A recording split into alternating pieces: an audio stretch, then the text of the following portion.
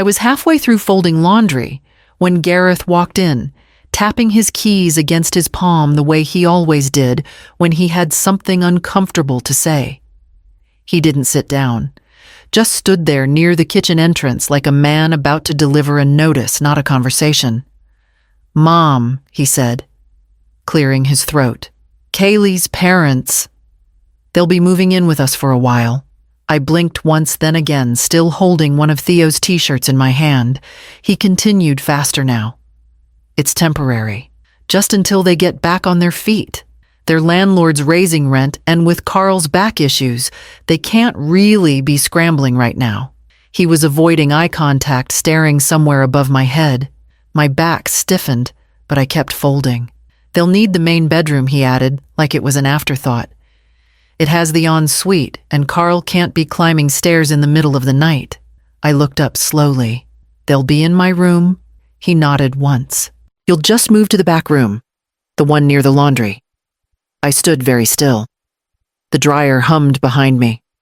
"For how long?" Gareth shrugged. "A couple of months. Maybe 3. You know, just until things settle." 3 months? Maybe more. I glanced down at the basket of warm clothes. Most of them weren't mine anymore. Kaylee liked to do their laundry here, said it saved on water. My towels were already replaced with beige ones she'd brought from their last apartment.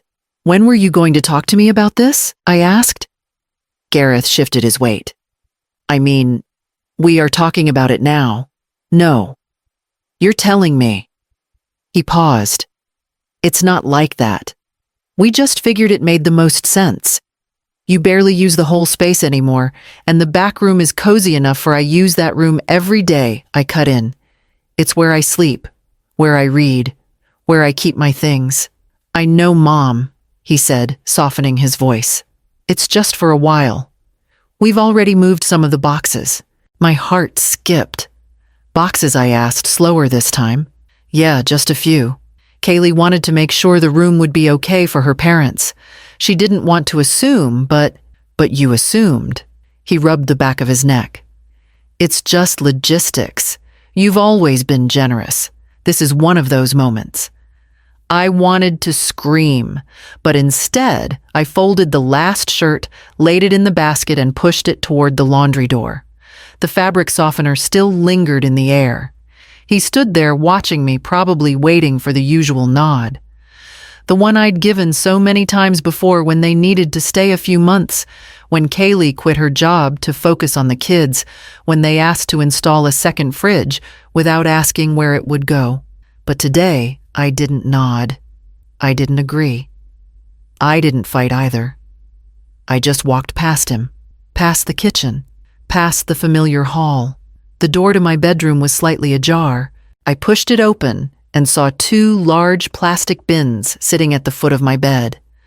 One of them had my name labeled on the lid. I didn't say a word. I simply turned off the light, closed the door behind me, and stood in the hallway while the silence swelled. They'd already picked my room. I was 25 when we first moved into this house. The master bedroom wasn't fancy, just bigger than the others, and filled with morning light that crept across the carpet like spilled milk. We didn't even call it the master then. It was just our room. Mine and Arthur's. We painted the walls pale gray that first summer. Arthur hated it, called it hospital gray. We painted it again 2 weeks later, a warm bone color that looked different depending on the time of day. That color is still under the newer paint, under the layers Kaylee added without asking, trying to modernize the place before I could blink. That room saw everything. We brought Gareth home from the hospital and laid him on the comforter between us while he hiccuped in his sleep. We argued behind that door, when money was tight made up behind that door, when silence felt heavier than the bills. When Arthur was dying, it was that bed hours that he clung to, whispering apologies in the dark for things I'd already forgiven. He died holding my hand in that room. I can still feel the imprint of his last breath if I lie still enough. And now, Gareth calls it just a room. I sat on the edge of the bed after seeing the plastic bins and tried to breathe through the sudden tightness in my chest. One of the bins had my nightgowns folded on top, like laundry, ready to go. I reached in and found the little music box Arthur gave me on our 15th anniversary. It was cracked at the hinge. The lid dangled when I opened it, but the tune still played soft, wobbly, and unmistakable. Edelweiss. I closed it quickly. Maybe I was overreacting. Maybe I wasn't. But when someone packs your life into bins without asking, it doesn't feel like help. It feels like erasure. I stood up, walked slowly to the closet, and ran my hand over the row of sweaters still hanging there, mine. Still here, still mine, for now. Down the hall, I heard laughter. Kaylee's voice, upbeat. Gareth replying, "She'll come around." They always assume I'll come around. They forget I've been here longer than all of them combined. They arrived on a Thursday afternoon while I was watering the front flower beds. Gareth had told me they'd come Friday. I heard the car doors before I saw their faces. 2 loud slams followed by laughter and a voice calling, "This must be the place." The woman was wearing a floppy hat and carried a rolling suitcase like she was checking into a resort. The man waved at me as he stepped out, holding a reusable grocery bag that looked stuffed with snacks. "Delphine Wright?" he asked. "I'm Carl, and this here is Denise." I forced a smile. "Welcome." Denise didn't shake my hand. She just looked past me toward the door. "Is Kaylee inside?" "We're dying to stretch our legs." They didn't wait for an invitation. Just wheeled their things straight past me and into the house like it had always belonged to them. I stayed outside a moment longer. The hose was still running. Inside, I heard the clatter of bags on the floor and Denise's voice rising. "Oh, wow, Kaylee. It looks even bigger than in the photos." Photos. By the time I came in, they'd already opened the fridge. Carl was poking through the cheese drawer, and Denise had her shoes off on the couch. Not their couch. My couch. Gareth walked in 20 minutes later and acted like they'd just dropped by for lunch. "Hey, they made it early. Isn't that great?" I said nothing. Just watched as Carl asked where the thermostat was. Said the air felt a bit dry. That night, I noticed the guest towels replaced with a newer, fluffier set. Mine were gone, tucked somewhere, I assumed without a word. By Saturday, Denise had taken it upon herself to rearrange the living room. She moved the coffee table closer to the love seat, shifted the rug to the left. And my favorite chair, the one Arthur bought me the year I retired, was missing.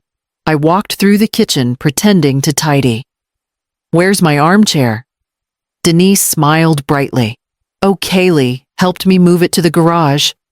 We thought the layout needed more flow." She said it like it was a favor, like removing something I loved was a design choice. I nodded, left the kitchen and walked to the garage. There it was, my chair shoved between storage bins and a broken stroller they swore they'd fix someday. A dusty blanket had been thrown across the back, like it was already forgotten. I ran my fingers over the armrest, then turned around and shut the door without taking it back inside. That evening, I made coffee and sat on the back step. No one joined me. Through the window, I watched them laughing over dinner at my table. Gareth caught my eye but didn't wave, just turned back to his plate. The porch light flickered. I didn't bother fixing it. Some things are better left in the dark. They didn't even wait for me to move my own things. When I walked into the guest room that evening, half my clothes had already been folded onto the bed. My slippers sat beside a portable heater still in the box. The ceiling light flickered when I switched it on an old fixture with a humming bulb. I hadn't slept in this room since Gareth was in middle school and used it as a video game den. The bed creaked when I sat down. It was a twin covered with a blanket Kaylee must have found at the bottom of some linen drawer. Faded blue. Frayed edges. It smelled like attic dust. I opened the closet and saw old Monopoly boxes stacked beside a humidifier with no cord. Someone had shoved a few of my framed photos into a laundry basket, no care, just tossed in. At the bottom was the picture from our wedding day, Arthur's arm around me. I was laughing, veil-pinned back eyes squinting in the sun. The glass was cracked across the corner. I held it for a moment, then slid it under the mattress where it couldn't be stepped on. The room had one small window that looked out at the side fence. It didn't open properly anymore. The draft snuck in through the corner seams and wrapped around my ankles like cold fingers. That first night, I lay awake and listened to the thump of the washing machine just outside the wall.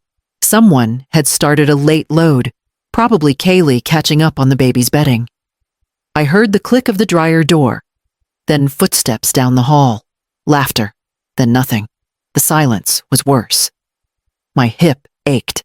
This mattress had no give. I shifted to the side, pulled the blanket tighter, and stared up at the ceiling where a spider web hung lazily from the corner. At some point near dawn, I fell asleep out of sheer exhaustion. When I woke, the sun had already risen, and my back screamed in protest. I sat up slowly, letting my feet touch the cold tile floor. The heater box still sat unopened near the outlet. When I stepped into the hallway, I could hear Carl humming in the kitchen, and the scent of toasted bagels filled the air. The good kind sesame, the kind I used to buy. My coffee mug wasn't on its hook. None of them were. I opened the cabinet and saw new ones, white and gold matching. A full set. The old ceramic ones I'd collected over years were gone. Later that day, I asked Gareth where he'd put them. He blinked at me, confused. Kaylee thought it was time to update. They didn't match anything anymore. I nodded slowly. I didn't argue. I just went back to my little room where the heat still hadn't been turned on. That night, I slept in socks and a sweatshirt, curled around the music box I kept tucked under my pillow. The same one Denise had called, dated, when she saw it in the master bedroom. I waited for the dryer to stop rattling behind the wall. I waited for the aching to fade. It started with the shower. "Could you try not to use it before 7?" Kaylee asked one morning. Cup in hand, robe still cinched tight. "It wakes my dad up. His sleep schedule's all over the place with the new meds." I nodded. I didn't mention I'd been using that shower at 6:30 for years before Gareth even had a driver's license. I simply adjusted, set a reminder on my phone, waited until the pipes settled and the house stirred. The second warning came 2 days later. "Is that garlic?" Kaylee wrinkled her nose as I set down a small skillet of sautéed vegetables. "I know it's just lunch, but maybe we can ease up on the stronger smells. My mom gets queasy around sharp food." I looked at the pan, then at her. It was just onions and spinach, a bit of garlic powder. Nothing special, nothing strong. But I scraped the food into a Tupperware container and ate it cold later in the laundry room. By the end of the week, they were calling them reminders. Gareth leaned into my doorway one evening while I was folding socks and said, "Hey, Mom, I know it's your routine, but could you maybe keep the hallway light off at night? The click wakes Denise when you go to the kitchen." I wanted to ask if Denise also wanted me to hold my bladder until sunrise, but I didn't. I just nodded. Gareth smiled and gave me a quick, "Thanks, you're the best," before walking off. That night, I used the flashlight on my phone to get to the bathroom. By the following Tuesday, I found myself holding in sneezes, walking slower, waiting until the dishwasher was done to step into the kitchen. Every movement felt like a trespass. Denise started leaving folded blankets on the couch in the evening. Like an unspoken message, this space is no longer neutral. It's settled, claimed, arranged for someone else's comfort. I still made my coffee every morning, though. Same brand I've brewed since before Gareth was born. Rich, dark, earthy, real coffee. It filled the house the way it always had, warm, familiar, steady. Until one morning, Denise walked in rubbing her temple and said, "Do you think you could switch to something lighter? Delphine, this one's really sharp. Smells almost bitter?" I looked down at my cup, the steam curling up toward my face. I didn't answer. That afternoon, Gareth left a new tin on the counter, decaf vanilla flavored. Kaylee had labeled it gentler blend for everyone's noses. I didn't open it. That night I waited until everyone was asleep, then stood barefoot in the kitchen, grinding my usual beans by hand, slow and steady. The sound was softer than the dryer. I poured the water slowly, watched the dark swirl rise in my old ceramic mug, the one I'd taken back from the garage, and washed in silence. I didn't sip it right away. I just stood there in the dark, holding it like a relic. A reminder. The house was quiet. But the coffee still smelled like mine. It was Sunday. I'd made banana bread early that morning, quietly, with the oven light off, the way I'd learned to do everything lately. I wrapped half for Gareth to take to work and left the rest on the counter. I didn't expect a thank you. That had stopped months ago.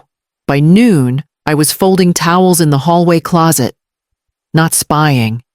Just doing what I've always done, keeping the house in order. I heard voices in the kitchen. Denise's laugh came first. Light, clipped. She's old. She won't even notice. Kaylee responded, her voice lower, but clear. That's what I said. I mean, eventually we'll have to figure something out. This house is too big and the layout's not great for seniors anyway. No railings, no step-free access. And the guest room is basically a storage closet. I froze, towel still in hand. Denise kept going. You know what would make sense? Sell the house. Get something more manageable. Put it in a trust for the kids. She's not going to live forever, Kaylee said, like she was talking about a couch that had gone out of style. I didn't move. My back pressed against the inside wall of the closet. I felt small there, boxed in between sheets and dusted over candles. I mean, Kaylee added, we've been doing everything already. Groceries, bills, the yard.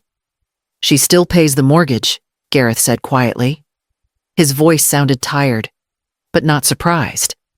Denise's tone sharpened. She owns the house. You think that's not a financial risk? You should get her to sign something before it becomes complicated. My throat tightened.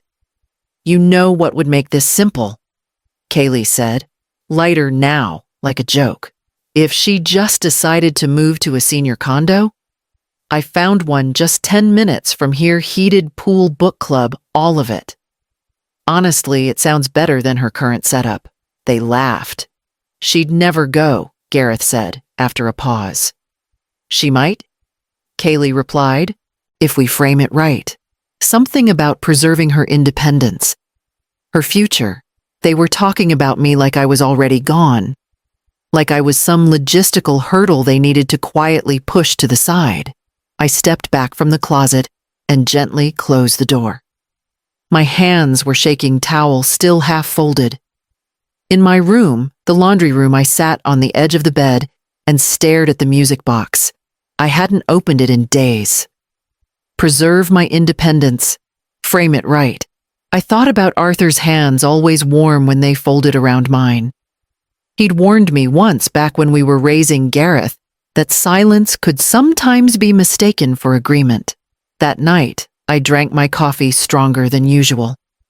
And when I heard Kaylee laughing from the living room, I didn't tiptoe. I walked right past her. My feet were bare. But they didn't try to stop me. They didn't even look up. I stared at the phone for 10 minutes before pressing the call button.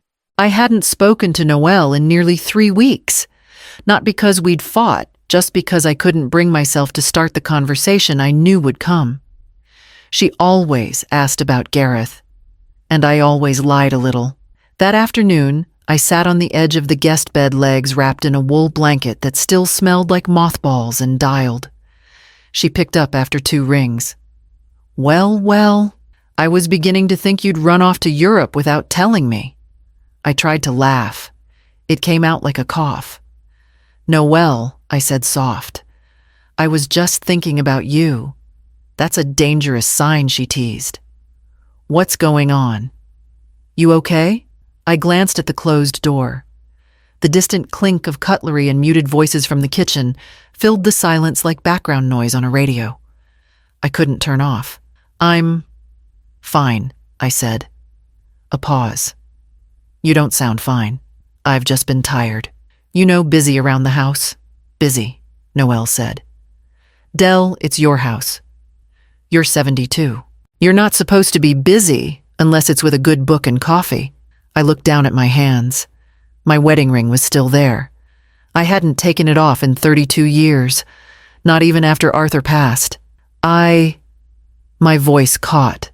She waited. "How are things with Gareth?" she asked gently. And that's when I stopped. Just stopped. Mid-breath.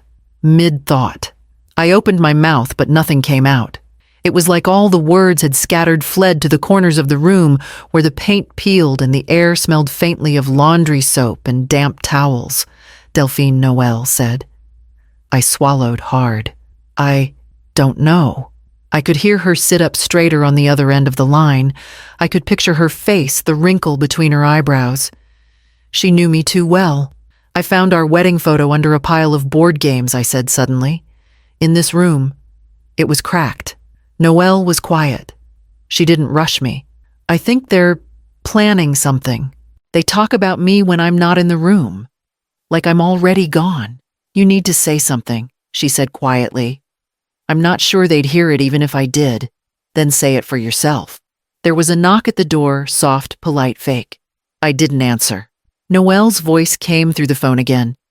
"Do you want me to come?" "No," I said. "Not yet. You're not a guest there, Dell. You're the homeowner." I stared at the little heater blinking red beside my feet. The one Gareth still hadn't plugged in. "I don't feel like it," I said. "I feel like an extra." Her voice dropped low. "Then take yourself out of their script." I didn't know what that meant at the time. Not fully. But when I hung up, I didn't cry. I stood up, opened the closet, and began folding the rest of my sweaters one by one with care. It was during breakfast. Kaylee had made blueberry pancakes cut into quarters for the baby with syrup already drizzled. Gareth poured orange juice, humming something under his breath like nothing was wrong with the world. Her father, Ron, walked in with a hand pressed to the small of his back and an exaggerated wince. "Morning?" He groaned, stretching slowly. "That mattress is killing me. Felt like I slept on a pile of bricks." Kaylee looked up immediately. "Oh no, Dad." Again, he gave a pitiful nod, rubbing his side. "I barely slept. Miriam had to help me sit up." I didn't say a word. I just sipped my coffee quietly, already knowing where this was headed. Kaylee turned to Gareth, brows raised, and then to me. "Mom, I know it's not ideal, but would you maybe consider switching rooms with them? Just for a while, until we figure out a better setup." I kept stirring my coffee. She tried to soften it. "It's just, your bed is a little firmer. And you've said the guest mattress isn't that great, right?" I set the spoon down. Gareth chimed in, voice low. "Just until they feel better, Mom." "Dad, Ron's back's really flaring up." "Back pain's no joke," Ron added, as if this were a casual chat among equals. "And I hate to be a burden, but you're not." Kaylee jumped in. I looked at Gareth. "So where would I go?" He shifted in his seat. "Well, we were thinking, maybe the daybed in the den, just for a few nights. The den, where the dog used to sleep, where we stored holiday decorations in plastic bins that hadn't been touched since Arthur passed. No closet, no door, a half wall and an old futon that clicked every time someone sat down too hard." I nodded slowly. "So first I moved to the guest room, and now the den. It's temporary," Kaylee said quickly, "just until Dad's back settles." I stood up, took my empty cup to the sink. "Of course." "Really?" Gareth looked relieved. "Thanks, Mom. You're the best." No one noticed I hadn't agreed. That evening, I stood at the edge of my bed, my real bed, and ran my hand over the quilt. The same one Arthur picked out before his last surgery. Cotton stitched by hand. It still smelled faintly like lavender from the sachets I used to tuck into the pillowcases. I didn't pack anything. I didn't move. Instead, I stayed in that room all night. And in the morning, when Kaylee knocked gently to ask if I needed help shifting my things, I told her I was feeling stiff. Bad mattress, I said. Must be catching. It was Theo who asked the question. Not Gareth. Not Kaylee. Not Ron or Miriam. Just Theo with his big brown eyes and his cereal bowl tucked in the crook of one arm. Grandma, he said, standing in the doorway of the laundry room. What used to be my room. Why don't you want Grandpa Carl to sleep well? I looked up from folding my sweater. It still smelled faintly of cedar. He said it like he genuinely didn't understand. Like I was the one disrupting peace. Your mom said you don't want to share your bed with Grandpa Carl, and now his back hurts. Theo added, lips pursed. I nodded slowly. Did she say that? He shrugged. She said you're being difficult, that we're all trying to make it work, but you're not helping. I kept folding. Smoothed the sleeve, matched the seams. It gave my hands something to do while I swallowed down everything else. Do you think I'm being difficult? I asked. Theo frowned. I don't know. But Grandpa Carl is older, right? 3 years older, I said, trying to keep my tone light. He nodded again, like that confirmed something for him. I wanted to ask if he remembered what this house used to smell like. Cinnamon in December, the wax from Arthur's old chair, my vanilla bean cookies cooling on the counter. But kids remember feelings more than smells. I placed the sweater gently on the top of the folded stack. Grandma, yes, sweetheart. Is this house yours or Daddy's? The question was louder than it sounded. I turned to him, kneeling down until we were eye to eye. I bought this house with your grandpa Arthur before your daddy was even born. We raised him here. I painted his nursery myself. Theo blinked. So it's yours? I nodded. Yes, it still is. He looked down at his socks. Then why do you sleep by the washer? I didn't answer. He reached out and hugged me. It was soft, like he wasn't sure if it would help. When he left, I stayed on the floor a while. I could hear the washing machine hum beside me. The same cycle every week. A rhythm that used to mean something. Later that night, when the lights were low and the house had gone quiet, I found Gareth in the kitchen staring into the refrigerator. I was thinking I said about maybe changing the will. He looked up, startled. What I shrugged like it was nothing. Just a thought. I wasn't even looking for anything. The trash bag had been tied too loosely, and something leaked onto the tile, so I pulled it open to double bag it. A sour mix of old spinach and coffee grounds hit me first, but what caught my eye was the edge of thick paper. Cream-colored, water-stained. I reached in, first the photo album, the one with the leather strap I used to tie in a bow. The pages were damp and curling. A smear of peanut butter ran across Arthur's face in one of the pictures from our 25th anniversary. I kept digging slower now. Then came the envelope. My name in Arthur's handwriting, the old kind black ink, blocky but careful. Inside was our marriage certificate, folded into thirds.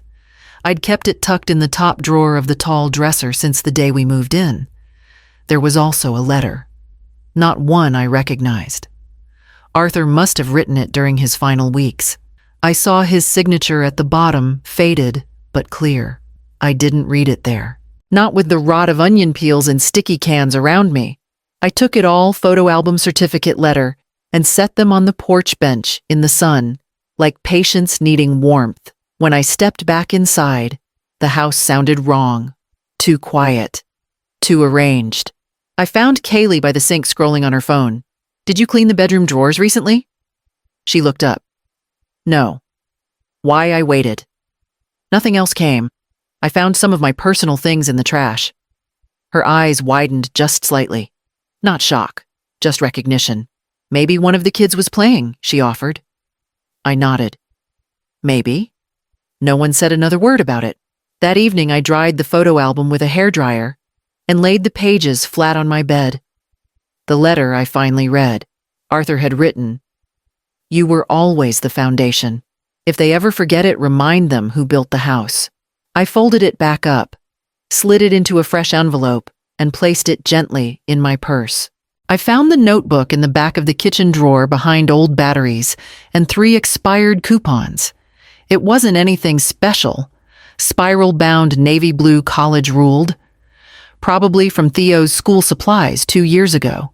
I took it to my room, smoothed out the cover, and opened to the first page. March 9th, 6:42 a.m. Gareth asks me not to start the coffee machine before 7 because the grind wakes Kaylee's mom. 7:15 a.m., I hear Ron tell Kaylee. She should be grateful we haven't asked for more.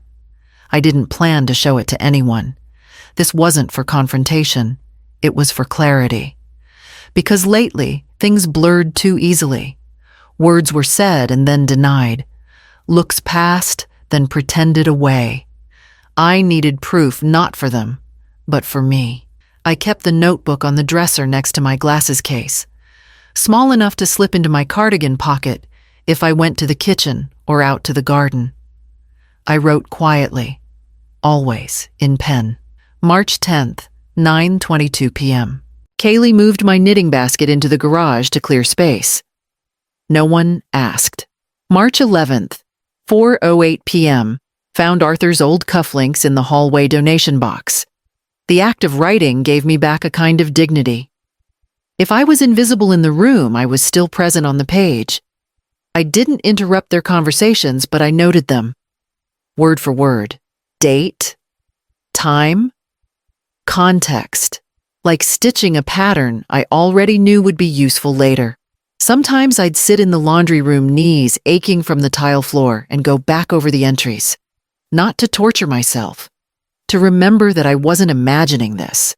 That night, after another small dinner eaten mostly in silence, Gareth poked his head into the den. My den, now, apparently, and said, "Mom, you know the car title's still in your name, right?" Kaylee and I were thinking, we could just transfer it. Make things easier. I smiled. "You can use it, Gareth, but the title stays with me." He paused. "It's just a technicality. So is respect," I said. After he left, I flipped open the notebook. March 11th, 8:36 p.m. Gareth requests transfer of car title. Just a technicality. Declined. The pen moved steadily. No tremble, no smear, just ink and memory. I pressed the notebook closed and slid it under my pillow. It was a Tuesday. The air still held onto winter at the edges, and I was folding warm towels in the kitchen when Gareth walked in from work. He didn't say much, just set his keys on the counter, dropped his bag by the chair, and pulled a business card from his wallet. He slid it next to the fruit bowl like it was a coupon for dry cleaning. "We should get ahead of this before it's too late," he said. I didn't ask what this was. I already knew. He tapped the card once. "Her name's Angela. Highly rated. She specializes in generational transitions. Can help with downsizing prepping for what I asked." He blinked like I'd interrupted something obvious. For what comes next? I folded the last towel, stacked it neatly on top of the others, and didn't say a word. He waited a beat, then added, "I just think it's smart to talk to someone while we have time. You know, options. I nodded, slowly carried the towels out of the room, and placed them in the hallway closet where they used to live before Kaylee repurposed that shelf for board games. That evening, I waited until the house quieted. The soft click of Kaylee's phone calls in the bedroom, the hum of the television Gareth always left on while brushing his teeth. When I was sure they wouldn't come down again, I went to the den and opened the bottom drawer of the little side table Arthur had built me one Christmas. Inside was a dusty address book. I hadn't touched it in years. I flipped through the pages, slowly passing names of people who had long since moved past or become Christmas card-only acquaintances. Then I found her, Celeste Hannigan, the real estate agent who sold Arthur and me this house 37 years ago. Back then, she wore velvet skirts and too much perfume, and she fought for every clause in our favor. I still remembered the way she smiled when we signed. "Don't let anyone tell you this isn't yours." I dialed the number, expecting voicemail. But she picked up on the second ring. Celeste Hannigan speaking. I told her my name. She paused only a moment before saying, Delphine. I remember you. How's the garden overrun, I said. But I'm calling about something else. Go on. I want to list a property, I said quietly. Cash preferred. And fast. She didn't hesitate. Tell me where and when. We made a plan for Friday. I hung up, turned off the light, and stood in the dark for a moment longer. Then I opened my notebook and added one more line. March 14th, 9:56 p.m. Called Celeste Hannigan. Listing begins Friday. Celeste arrived 5 minutes early, just like she used to. Same walk, same confident pace, though her hair had gone silver, and she wore flats instead of heels now. We met at the cafe just off Cypress Avenue, the one with the quiet booths and cheap coffee that somehow still tasted right. I'd picked the spot deliberately out of the way, but familiar. No chance of Gareth or Kaylee wandering in. She greeted me with a warm smile and a handshake that meant business. I brought a copy of the deed, I said, pulling the envelope from my purse. She glanced at it, skimmed the names. Still just yours? I nodded. Has been since Arthur passed. Her eyebrows rose. That simplifies things. I lowered my coffee. I'd like to sell quietly. She leaned forward, voice low. Define quietly. No signs, no tours, no appraisals. Just one buyer, cash preferred. I want it clean. She nodded slowly. And fast, I nodded back. We talked numbers, market averages, timeline. She scribbled notes on a legal pad and didn't once ask why. Maybe she didn't need to. Maybe women like us don't ask, we just understand. You sure about this? She asked once. Positive. We discussed logistics, paperwork, inspection, waivers, discreet listing through a private network. I asked her not to involve Gareth or anyone with my last name. Celeste closed her notepad and looked at me across the table. You have leverage, Delphine. More than they think. I know I said and meant it. She pulled out a contract. I signed. Her pen clicked shut with finality. Next steps, I asked. I'll start calling buyers tonight. I know 2 that will bite. They're looking for properties exactly like yours, quiet, established neighborhood, multi-bedroom, no nonsense. No nonsense sounds perfect. We parted with a firm handshake again. No hugs, no tears, just women getting something done. Back home, I opened the front door to the smell of overcooked garlic and the sound of Kaylee on speakerphone in the dining room. I walked past them all like a ghost, one they hadn't realized was still haunting the halls with full ownership. In my room, I opened the notebook again. March 17th, 2:03 p.m. Cafe on Cypress. Celeste confirmed deed still in my name. Listing begins. Cash only. Silent. I placed the notebook in the drawer, locked it, and pocketed the key. Friday evening, Gareth and Kaylee dressed up. They had reservations downtown, some pre-fixed place Kaylee picked after scrolling Yelp for an hour. Her parents were already in the car when Gareth called up the stairs. We'll be back late, Mom. Help yourself to leftovers. As if I hadn't bought half the groceries myself. I watched from the upstairs window as they pulled out of the driveway. Theo waved from the back seat. I lifted my hand slowly, then let the curtain fall. At 6:41 p.m., I opened the front door and let Celeste in. She wore a deep gray coat and carried a slim leather portfolio. Behind her, a younger couple followed, quiet, polite, eyes sharp. No gawking, no unnecessary questions. Celeste had picked well. We walked the house in silence. She guided them through each room, offering simple facts. 3 bedrooms, 2 baths, original hardwood. No mention of who lived here or how long. Just details. Just business. In the living room, they nodded in approval. We'll take it. The woman said already, imagining furniture where mine still sat. Celeste opened her folder and set the paperwork on the dining table, Kaylee's new table. I had already signed my parts earlier that afternoon. All that remained was theirs. A cashier's check was slid across the table. I looked at the numbers once, folded it cleanly, and tucked it into my notebook. Celeste stood, buttoned her coat. "We'll transfer keys Monday," she said. But the agreement's sealed. They left before the streetlights came on. I stood in the middle of the kitchen after the door clicked shut. Stillness stretched around me, not quiet, not peace, just still. I could hear the hum of the refrigerator and the gentle tick of the hallway clock. Upstairs, the closet held my bags already packed. One suitcase, one duffel. I didn't need more.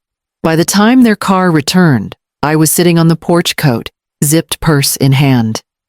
Gareth stepped out first, laughing about something Kaylee had said. He froze when he saw me. "Everything okay?" I smiled softly. "The house isn't ours anymore," I said. "I sold it tonight." The key to the porch door sat on the bench beside me. I didn't hand it to him. I just stood, stepped past them, and walked down the driveway toward the cab, waiting at the curb. Gareth's voice cracked the air the moment the paper caught his eye. He dropped his keys on the counter, loosened his tie like any normal evening, and then froze. The notice was taped to the fridge with the red important magnet Kaylee used for school calendars and dentist appointments. But this wasn't a reminder.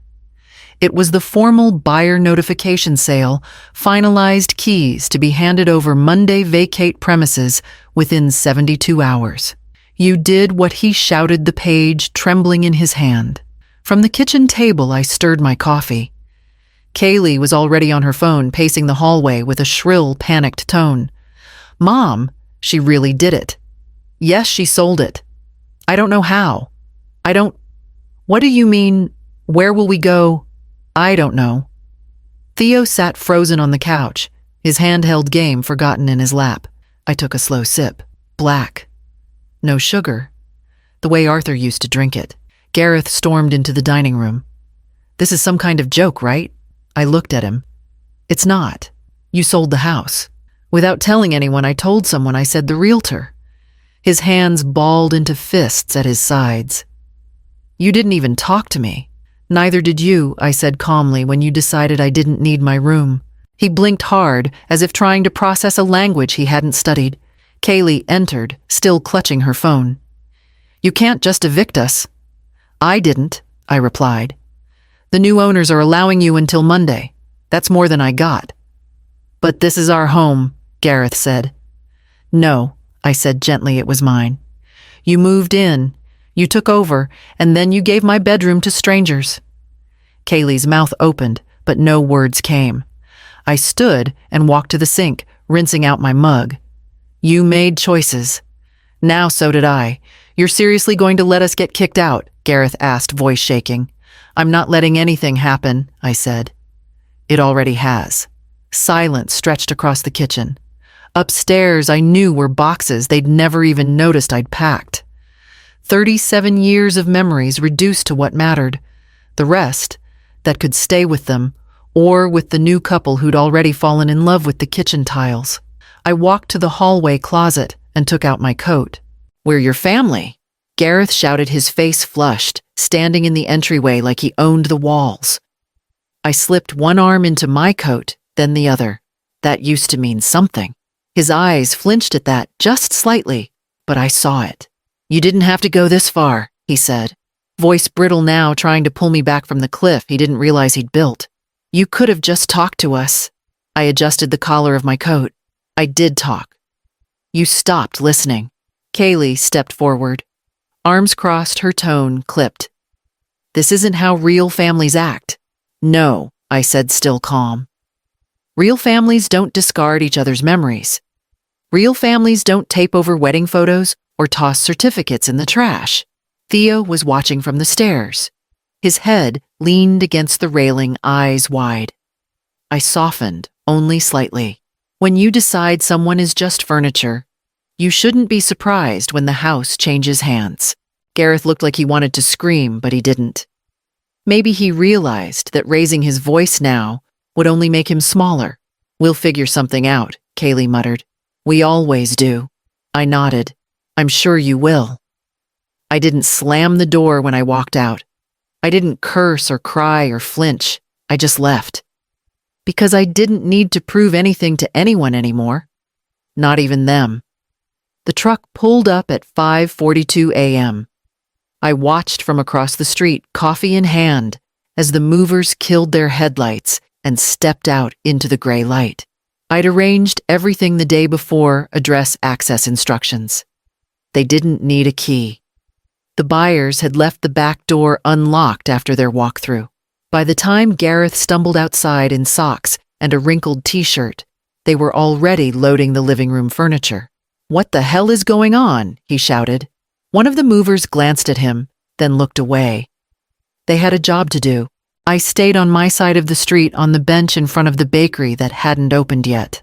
A few joggers passed, but no one noticed me. That's how it had felt in my own house lately, like I was just another fixture in the background. From the window, I saw Theo's small face pressed against the glass. Confused. Half asleep. No one had explained anything to him. That part wasn't mine to fix anymore. I stood and crossed the street slowly, careful not to startle him. Gareth didn't see me at first. He was yelling into his phone, pacing the driveway. Kaylee was in the kitchen, hands on her head. I tapped the front door gently. Theo opened it.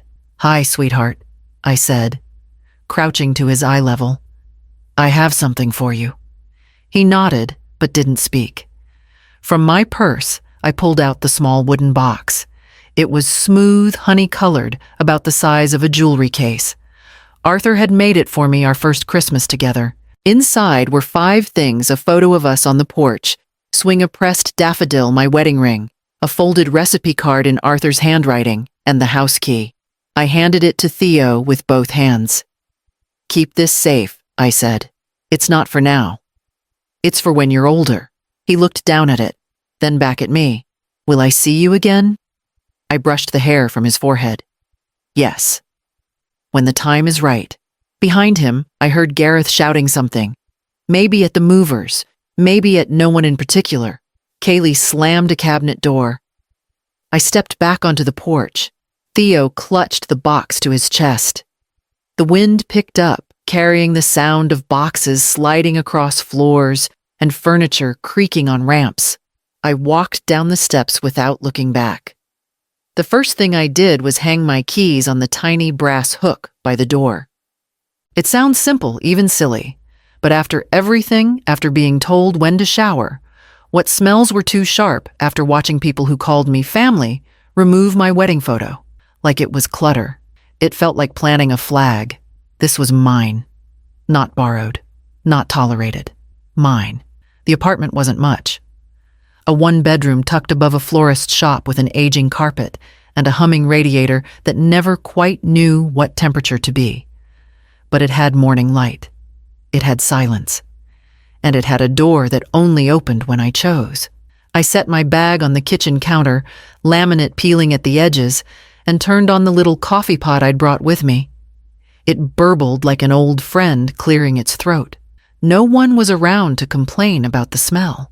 I padded through the apartment barefoot, letting my steps echo across the floor just because I could. The walls were bare for now. I'd brought only what mattered. No furniture from the house, no boxes I couldn't lift myself. Just the pieces that had followed me from place to place over the years. Arthur's old toolbox. The yellowed quilt we stitched together one winter. The stack of letters we wrote in our 20s. Before life made us quiet. I opened the windows. Cool air drifted in. At noon I made eggs, burned the toast, sat on a stool by the window, and ate without anyone hovering nearby with opinions. It was the first full meal I'd made without holding my breath in months. In the afternoon, I organized the hallway closet. It was half the size of the one I'd had before, but everything fit. When you've been pushed out of your own bedroom, you learn how little you actually need. The realtor called later, confirming the funds had been wired. It was done. No strings left. "I'll drop off the last of the paperwork tomorrow," she said. I thanked her, then sat down with a fresh cup of coffee, letting the quiet settle. The view outside my window wasn't grand, just a parking lot and the side of the bakery next door, but no one was rearranging it without asking. The first call came 3 days after I moved in. I let it ring. The second came that night, then the third. By the end of the week, there were 6 voicemails waiting, all with Gareth's name on the screen. I didn't listen to a single one. Not out of spite. Not even out of anger, really. Just a kind of stillness I hadn't felt in a long time. Like if I opened that door even a crack, all the noise would rush back in. The pressure, the explanations, the rewrites of things that had already happened. So I let it all wait. I swept the floor instead, rearranged my books, bought a ceramic mug with a blue speckled glaze from the corner thrift store, and used it only for my morning coffee.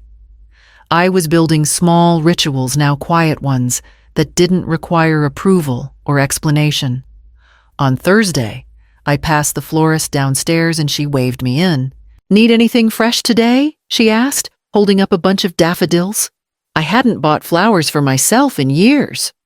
Arthur used to bring them every Friday. It felt indulgent to do it alone. But I said yes. I picked the daffodils and brought them home and arranged them in an old glass jar I found beneath the sink. That night, I turned off my phone completely. Kaylee tried next. I knew it was her from the tone in the message, formal, clipped, rehearsed. "Delphine, the kids have been asking about you. Theo wants to show you his science project. I regret how we handled things. We'd like to talk." But talk had always meant one thing in that house. Her words, my silence. I didn't press play again. Some days I missed Theo, missed his small hand in mine, the weight of his head on my shoulder, when cartoons bored him and grown-ups talked too loud. But I also remembered the way he'd asked me sincerely, without cruelty, why I was being difficult. Like kindness was a hurdle I'd failed to jump. I thought of that wooden box in his hands. One day it might explain more than I ever could with words. Until then, I left the phone face down on the counter, turned off. Let them call. Let them wonder. The coffee is hot, strong, and just how I like it. No one complains about the smell. I sit by the window legs tucked beneath me, watching the morning soften the sky. The florist below is unlocking her shop, arranging buckets of roses near the sidewalk. A jogger passes with a golden retriever. A delivery truck hums to a stop. Life moves, and for the first time in a long while, it doesn't move through me. It moves around me. And I'm not in the way. I reach for the folder on the side table, just one sheet inside now. The lease is short, blunt, and has my name printed at the top. Mine. Not shared. Not tolerated. Not passed over with a wink and a plan already in motion. It took too long to get here. Too many quiet nods. Too many meals swallowed with questions tucked behind the tongue. Too many times I let love be a leash. But not now. Now I sleep when I want. I rise when I want. I walk barefoot on my own creaky floorboards, and no one tells me I'm being inconsiderate. I burn toast, refill the sugar bowl, overwater the plant by the sink. I call my sister and tell her everything. This time my voice holds. It doesn't crack. The silence in the room isn't empty. It's full of choice. They still call. Sometimes I flip open the phone and read the transcribed messages. "We miss you. The kids want to visit. Can we talk?" But the urgency that once clawed at my chest when their names appeared is gone, replaced by something firmer, calmer, heavier, like stone warmed in sunlight. I don't need revenge. I don't want apologies shaped like performances. I want the quiet. I want the key that turns when I choose the bed, where no one dares suggest a better use for the mattress, the drawer where my wedding photo sits unbothered. This room is mine. The silence, too.